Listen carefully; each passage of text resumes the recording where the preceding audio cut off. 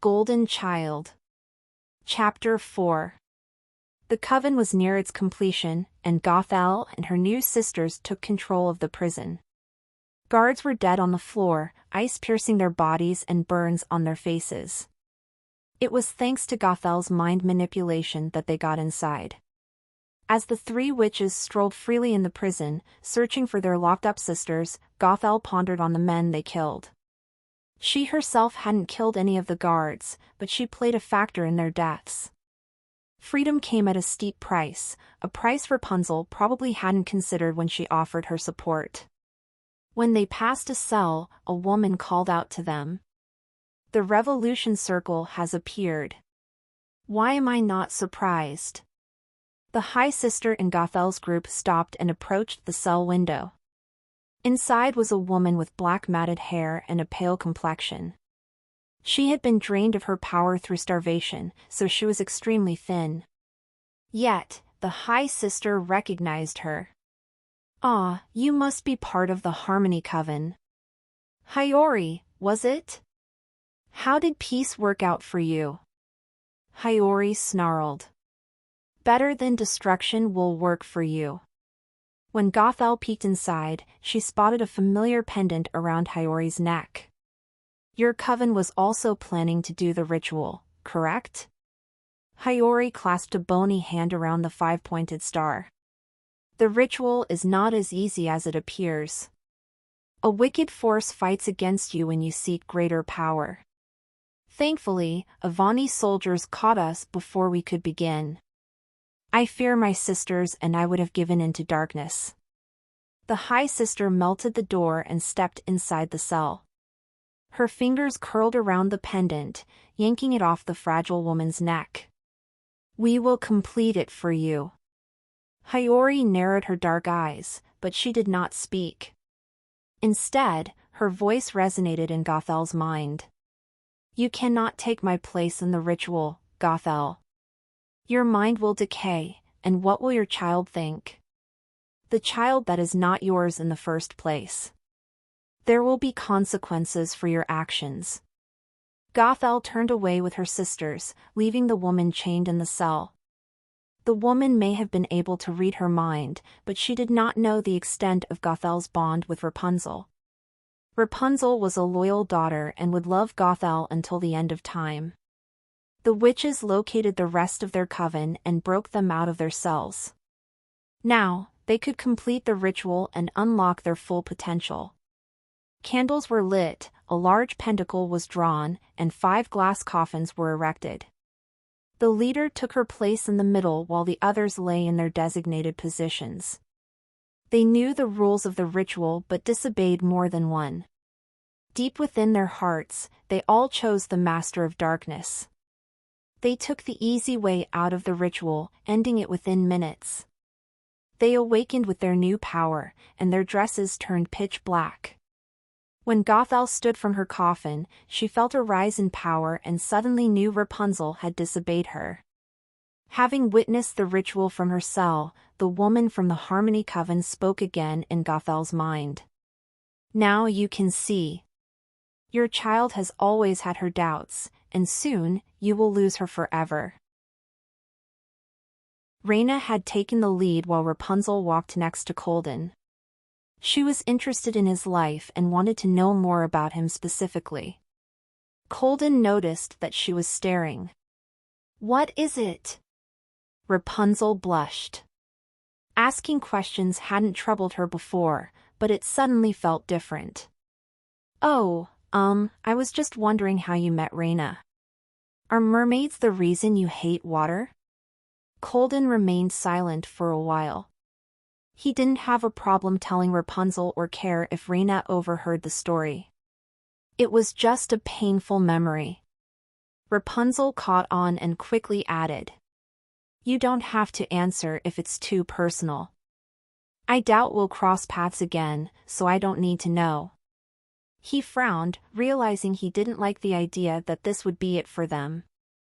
There was no way he would let this be their only adventure together. He shared her desire to know everything about the other. He knew this feeling and knew he had to do better this time. It wasn't the mermaids, but it is related to my competition with Reina's brother. I went to Una at my father's request. I was supposed to court Reina and marry her, but we were never that interested in each other. On the day I said fairies were better looking, Reina grabbed 3 random human girls to act as an impartial judge. Reina's brother and I stood side by side, and the girls voted on who was the best looking. He got 2 votes automatically. The last girl took her time and finally admitted I was more handsome than a merman. Reina's steps slowed, indicating that she, too, was listening to the story. She said nothing and allowed Colden to continue. Shortly after, I openly courted her instead of Reina. My father wasn't exactly pleased, but he liked the girl's humility. Once we were engaged, she stayed with us at our manor until I ruined everything. Colden breathed and glanced at Rapunzel. Her brown eyes reminded him of his old love. Could he really tell her what happened? We went to a pond one day for a picnic. It was hot out, so I suggested we strip down to our underclothes and swim. She initially thought it would be inappropriate, but I convinced her it would be fine. We got in the water and had a great time. But then, I lost control of my abilities. It's not unusual for young fairies to struggle with their magic, but I was particularly bad at it. And because we were in the water. He squeezed his eyes shut, but he knew he had to continue. I nearly killed us both. The worst part was she forgave me for it. I pushed her away, and I've tried to kill my rule-breaking tendencies from then on. Yet, I still find myself getting into trouble. How long ago was this? Rapunzel whispered. 2 years. I was 16 at the time. She's moved on, though, and is happily married with a child on the way. So, you're the only one who hasn't forgiven yourself. Colden nodded, gazing down at his muddy boots. Rapunzel elegantly walked a few paces ahead of him as she smiled. Well, you've been redeemed. He arched an eyebrow. Have I now? When did that happen? Rapunzel turned, and Colden halted before he ran into her. She held her hands behind her back and said resolutely, "When you saved me from drowning." After that, she sped up and walked next to Reina. Colden trailed behind them and was lost in thoughts. He hadn't even thought about it that way, but he had improved, hadn't he? His powers were under his control, so perhaps it was time to forgive himself. The group reached Effa at the crack of dawn. Rapunzel stopped at the forest's edge, shocked by the ruins. From where she stood, the whole place appeared toppled over and broken. Far off, new structures were in place, but the devastation in her immediate area blinded her. How could someone do something like this? Just because witches lived here, she whispered, all the energy she once had draining from her. She crashed to the ground and began to sob. Reina ran over to Rapunzel and embraced her, patting her hair.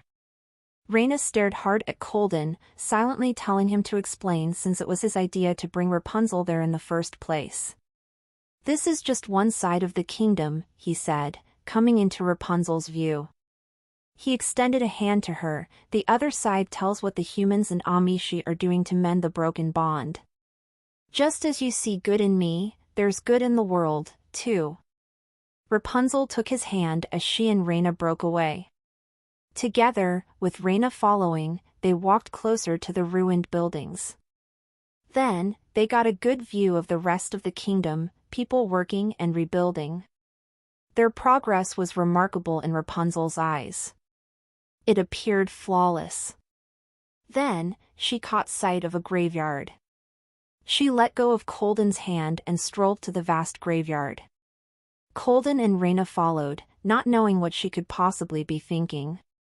They wondered if she even knew what a graveyard was. She answered their unasked question, "I wonder if my father and my grandfather are buried here. My mother talks about them all the time." Out of the blue, a husky but humble man's voice asked them, "What name are you searching for?" "I know them all by heart." Rapunzel turned and saw the voice's owner. He had grayish-blonde hair and a short, scruffy beard. His eyes were a pained blue like he had seen all the suffering the world could offer. "I don't know their names. I just knew them as father and grandfather. It seems silly I never asked my mother." The man nodded. "Names do have power and meaning. I am sorry for the pain I have set upon you and your mother." "What? I don't understand. Why are you sorry?" Rapunzel asked him. The man looked away from her and pointed at the graves. "I am responsible for their deaths. Every single one is my fault. I ordered it to be done." "And for what?" "I didn't save anyone, and I lost everyone. My son, my wife, everything because I couldn't let my daughter go." Colden stepped forward, aghast. "You mean to say you're King Liam?" Raina rolled her eyes. "Of course he is, you halfwit. His son decreed that he would bury the dead and help rebuild." Rapunzel found her energy again, wanting to know more about the man's story. She gently touched his shoulder and stared into his blue eyes. But then, her words caught in her throat. He looked familiar, like a face from a dream she had long ago. Was it real?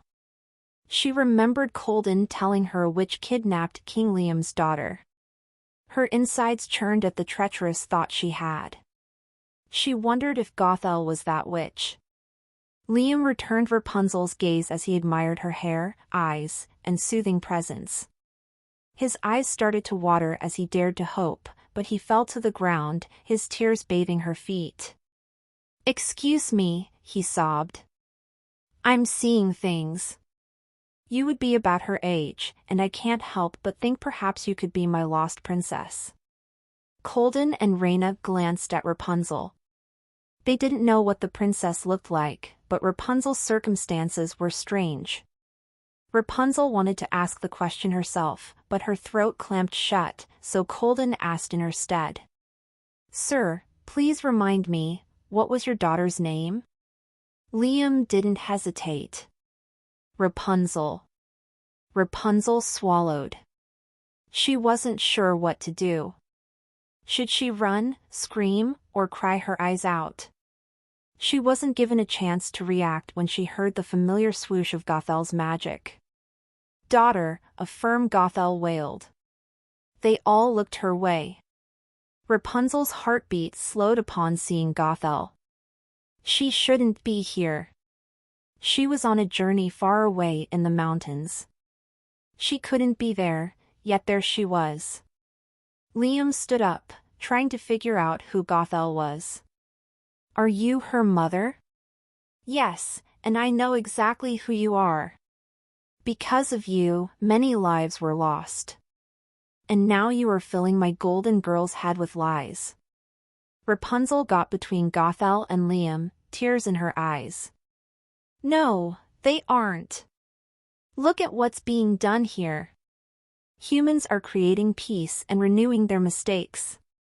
And you, are you really my mother?" Gothel balled her hands into fists. "Yes, I am your mother. I raised you, and I love you. They are trying to steal you from me." Rapunzel stepped closer to Liam, grabbing his hand. Liam's eyes looked up at her, amazed at what he was witnessing. "So you know how he feels." Gothel's stomach swirled at this comment. She held out her hand to Rapunzel. "My golden child, let's talk about this somewhere else." "All right?" Colden studied Gothel then Rapunzel. He was right about her being a prisoner but never imagined this. Rapunzel was the lost princess of Amishi. Rapunzel's mother wasn't her mother. The lady had taken Rapunzel away from her real family and planted the seed, leading to Effa's destruction. Liam wouldn't have gone mad with revenge if a witch had not taken his daughter. A man can only withstand so much, but it still didn't excuse Liam for the order he gave. Yet, Colden believed the man deserved to know who stood before him. "Her name is Rapunzel," Colden shouted. Everyone peered at him. Gothel narrowed her eyes, hating that the boy had tipped Liam off. As for Liam, his eyes sighed in comfort. He wasn't a loon for thinking this girl was his daughter. Joy swelled his heart as he stood light on his feet. "Rapunzel," he whispered, "it is you, my daughter." Gothel fumed. "No, you are mistaken. She is not yours. She never was. You owed my father a child. He took pity on you. I will not. She is mine." Gothel ripped Rapunzel away from Liam. Rapunzel screamed at Gothel, trying to escape the witch's grasp. The girl's world flipped upside down, and suddenly, the only person she trusted was Colden. She wanted to reach him while he ran to her, but the witch wouldn't allow it. A wall of flames split them apart while Gothel's grip tightened on Rapunzel's arm. Reyna, who had been overlooked, threw a rock straight at Gothel, a sharp edge nicking the witch's arm.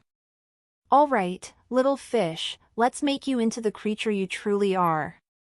Within a second, Gothel's untamed and all-powerful magic transformed Reyna into a giant serpent. The creature hissed, but it was unable to strike Gothel. A force was rooted in Reyna's spirit, making her unable to harm the witch. The people far off noticed the commotion and dropped whatever they were doing, running at the tall flames. However, the graveyard was further than it appeared to be. Liam, meanwhile, found a shovel. As he swung the heavy tool, Gothel released a gust of wind, blowing him backward. Her anger increased as she stared at the pathetic man who was once a king. Before she could give her speech, Colden flew over the flames, diving toward Rapunzel. Gothel snapped her fingers, and Colden's wings shattered, and the flames died immediately. Rapunzel screamed out his name as he fell to the earth. Once on the ground, he tried to stand, but the shards of his wings pinned him down. He grunted as he fought against Gothel's magic with his own, but nothing obeyed him. The witch drew her attention back to Liam. "I hope you like towers and isolation, Your Majesty. Your son will hate you forever once he finds out you've neglected your duties." She waved her hand, and Liam disappeared in a puff of black smoke. The last thing he said was Rapunzel's name. She cried, trying to get away from Gothel, pleading with her to stop. Gothel looked at Colden. "And finally, you will be given the worst curse of all. You're afraid of your magic because of what happened to your last love. Don't worry, I'll strip it from you just as I clipped your wings." For the first time since Gothel grabbed Rapunzel, she stopped screaming and whispered, "Colden." Gothel hushed her, and Rapunzel immediately obeyed as she felt Gothel's magic manipulate her actions. She never thought Gothel would use magic against her. The woman always said she would never take away Rapunzel's free will. But now, Rapunzel knew this woman had manipulated her since childhood. "You will never see Rapunzel again." With a lash of Gothel's hands, Colden screamed as an ice shard cut across his eyes. Rapunzel managed to break free of Gothel's order and screamed again, but her screams were silenced as she, Gothel, and Reyna vanished into black smoke. The people from Effa continued their mad dash until they reached Colden, who was now blind and flightless. "Sir, what happened?" a man asked. "She took Rapunzel. I can't see anything." "Liam! Reyna!" Colden stumbled to his feet after removing the ice that had pinned him like a dead insect in a glass case. The people around him kept him from falling over. He collected his thoughts and shared what he knew with them. "Someone needs to tell King Edward that his father is trapped in a hidden tower just below Perry and his sister. His sister is alive.